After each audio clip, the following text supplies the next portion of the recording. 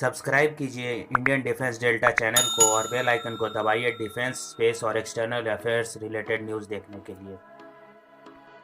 Hello दोस्तों, मेरा नाम प्रणब भारद्वाज है और आज हम इस वीडियो में नए नए डिफेंस अपडेट की बात करेंगे। तो चलिए आज का वीडियो शुरू करते हैं। आज की पहली अपडेट भारतीय एयरफोर्स की तरफ से है। भारतीय एयरफोर्स के 12 वीवीआईपी हेलीकॉप्टर्स की खरीद के लिए एक टेंडर को जारी करने की तैयारी कर रही है, जो देश के राष्ट्रपति, उपराष्ट्रपति, प्रधानमंत्री और अन्य शीर्ष नेताओं के ऑफिशियल ट्रांसपोर्टेशन के रूप में सेवा करेगा। इस खरीद के प्रस्ताव को 2014 में दिया गया था। 2013 के अगस्ता वेस्टलैंड वीवीआईपी समझौते को रद्द करने के बाद पिछले दशक में रूसी Mi-17 V5 हेलीकॉप्टर्स का उपयोग किया जाता रहा है वीवीआईपी के ट्रांसपोर्टेशन के लिए। United States based helicopters company Sikorsky ने इस टेंडर में पार्टिसिपेट करने की इच्छा जाहिर किया है। सिकोर्स्की पहले से ही टाटा एडवांस सिस्टम के साथ मिलकर अपने S-92 हेलीकॉप्टर को असेंबल करता है इंडिया में, और उन्होंने इस टेंडर में अपने S-92 हेलीकॉप्टर को ही पेश करने का तैयारी कर रहा है। इस S-92 हेलीकॉप्टर की खास बात यह है कि यह कई प्रकार के मिशन को कर सकता है, जैसे search and rescue, medical evacuation, VVIP transportation missions. अगला अपडेट भारतीय नेवी की तरफ से है। मिनिस्ट्री ऑफ डिफेंस के साइंटिफिक एडवाइजर सतीश रेड्डी ने हाल ही के इंटरव्यू में बताया कि तेजस NP5 नेवल प्रोटोटाइप ने कई तरह के फ्लाइट टेस्टिंग के बाद अपने प्रोडक्शन रेडीनेस को प्राप्त कर लिया है। भारतीय नेवी के कैरियर बेस्ड एयरक्राफ्ट के विकास में यह एक महत्वपूर्ण कदम है। तेजस NP5 के प्रोडक्शन रेडी के पीछे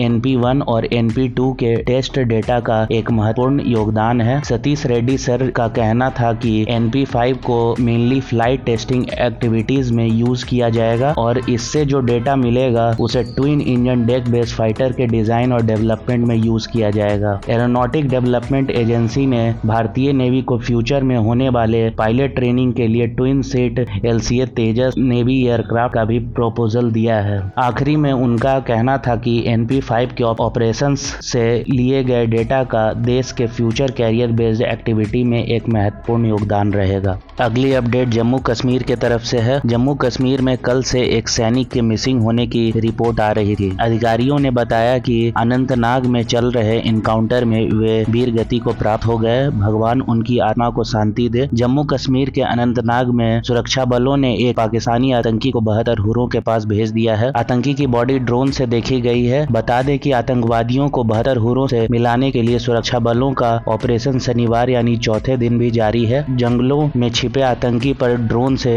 बम बरसाए जा रहे हैं। वहीं बारामूला में सुरक्षा बलों ने 3 आतंकियों को 72 हुरों के पास भेज चुकी है। यह इनकाउंटर उरी के इलाके में हुआ है। अगली अपडेट एमका की तरफ से है। भारत के indigenous advance medium combat aircraft के डेवलपमेंट की दिशा में एक महत्वपूर्ण कदम के रूप में एक प्राइवेट कंपनी को इसके स्टेल्थ मेजरमेंट के लिए एक फुल स्केल मॉडल को मैन्युफैक्चर करने का कॉन्ट्रैक्ट दिया गया है। यह एक बहुत बड़ा माइलस्टोन है एमका प्रोग्राम के प्रगति में, खासकर जब एमका के प्रिलिमिनरी डिजाइन रिव्यू को दिसंबर 2022 में सक्सेसफुली कंप्लीट कर लिया गया था। एमका का कार्यक्रम, जिससे बड़ी उम्मीद है, वर्तमान में कैबिनेट कमेटी ऑन सिक्योरिटी के क्लियरेंस का इंतजार कर रहा है। हालांकि प्रोटोटाइप का पहला निर्माण 2026 तक किया जाएगा। यह प्रोएक्टिव अप्रोच भारत के स्वदेशी रक्षा क्षमताओं को आगे बढ़ाने के लिए उसकी प्रतिबद्धता को दिखाती है। तो दोस्तों, आज के वीडियो में इतना ही, और अगर आपने अभी तक हमारे चैनल को सब्सक्राइब नहीं किया है तो कृपया हमारे चैनल को सब्सक्राइब कर दें और बेल आइकन को दबाएं, जिससे आपको डिफेंस, स्पेस और एक्सटर्नल अफेयर्स रिलेटेड न्यूज़ मिलते रहे। Thank you for watching.